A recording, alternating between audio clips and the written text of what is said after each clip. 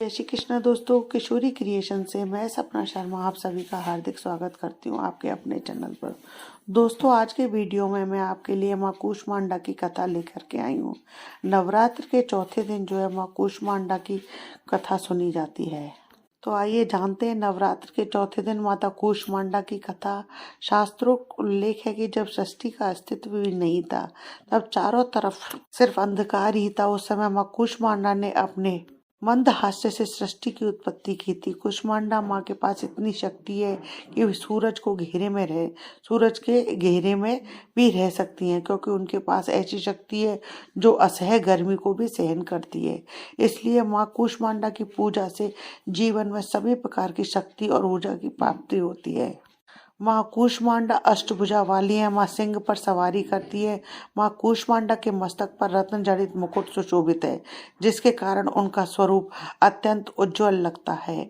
माँ कूष्मांडा के हाथों में क्रमशः कमंडल, माला, धनुष, बाण, कमल, चक्र और गदा धारण किया हुआ है। आठवें हाथ में सभी सिद्धियों और निधियों को देने वाली जप माला है। माँ का वाहन सिंह है।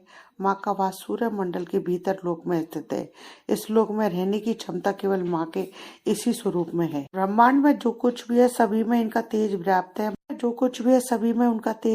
है। माँ कूष्मांडा की पूजा करने से व्यक्ति को सभी रोगों और शोकों से मुक्ति मिल जाती है।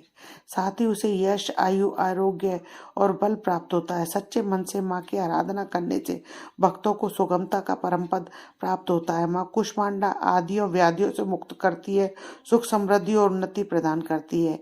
ऐसे में कहा जाता है कि माँ की आराधना में भक्तों को हमेशा तत्पर रहना चाहिए। आदि शक्ति भवानी के इस अवतार का नाम अलग अलग शब्दों में मिलकर बना है। पहला शब्द है कु, जिसका अर्थ है थोड़ा।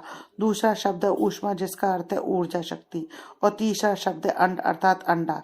इस प्रकार तीन शब्दों से मिलकर बना शब्द कूष्मांडा, जिसका अर्थ है ऊर्जा का एक छोटा सा ऐसा पवित्र गोला जिसने इन समस्त ब्रह्मांड की रचना की है। माँ कूष्मांडा आध्यात्मिक साधना में अनाहत चक्र की प्रतिनिधि है।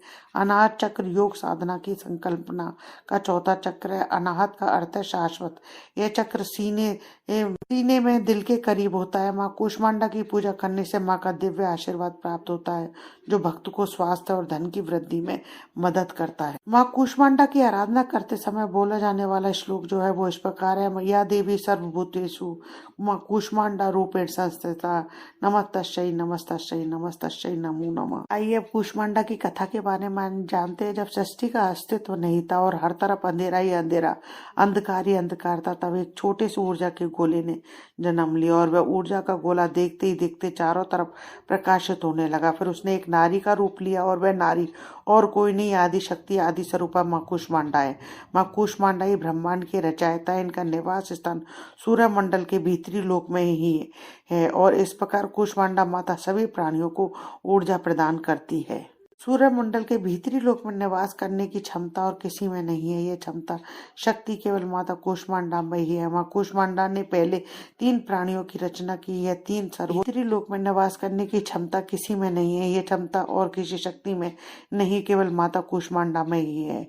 माँ कूष्मांडा ने पहले तीन प्राणियों की रचना के लिए यह तीन सर्वोच्च देवियां थी। अपनी बाईं आंख से उन्होंने एक भयंकर रूप बनाया, इसका नाम महाकाली रखा, और अपने माथे वाली बीच की आंख से उन्होंने एक रूप बनाया, जिसका नाम उन्होंने महालक्ष्मी रखा। फिर उन्होंने दाईं आंख से एक दयालु मुस्कुराता हुआ रूप बनाया, जिसका नाम उन्होंने महासरस्वती रखा। महाकाली के शरीर से एक नर और एक नारी ने जन्म लिया। नर के 5 सिर और 10 हाथ थे। नर को शिव भगवान का नाम दिया गया। नारी का 1 सिर और 4 हाथ थे, उसका नाम उन्होंने सरस्वती रखा। महालक्ष्मी के शरीर से एक नर और नारी ने जन्म लिया। नर के 4 सिर और 4 हाथ थे। माँ कूष्मांडा ने उनका नाम ब्रह्मा रखा, जबकि नारी का नाम लक्ष्मी रखा गया। फिर एक और सिर और 4 हाथ थे। जब माँ कूष्मांडा ने महासरस्वती की ओर देखा तो उन्होंने भी एक नर और नारी की उत्पत्ति की।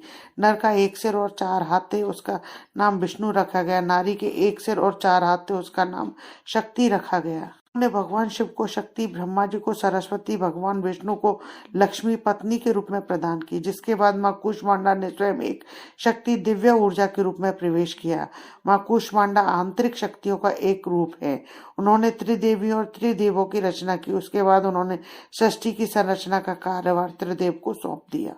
इस देवी की पूजा आराधना करने से भक्तों के रोगों और शोकों का नाश होता है तथा उसे आयु, यश, बल और आरोग्य प्राप्त होता है। ये देवी अत्यंत अत्यंत अल्प सेवा और भक्ति से ही प्रसन्न होकर आशीर्वाद देती हैं।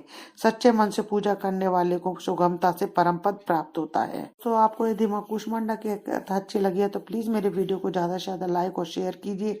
यदि आपने अभी तक मेरे चैनल को सब्सक्राइब नहीं किया तो उसे सब्सक्राइब करना ना भूलिए। पास ही बेल आइकन को हिट कीजिए जिससे मेरे आने वाले हर नए वीडियो का नोटिफिकेशन जो है आपको मिल जाए। हिंदू धर्म, रीति रिवाज, कथा कहानी जानने के लिए मेरे चैनल पर बने रहने के लिए बहुत बहुत धन्यवाद। जय श्री कृष्णा दोस्तों।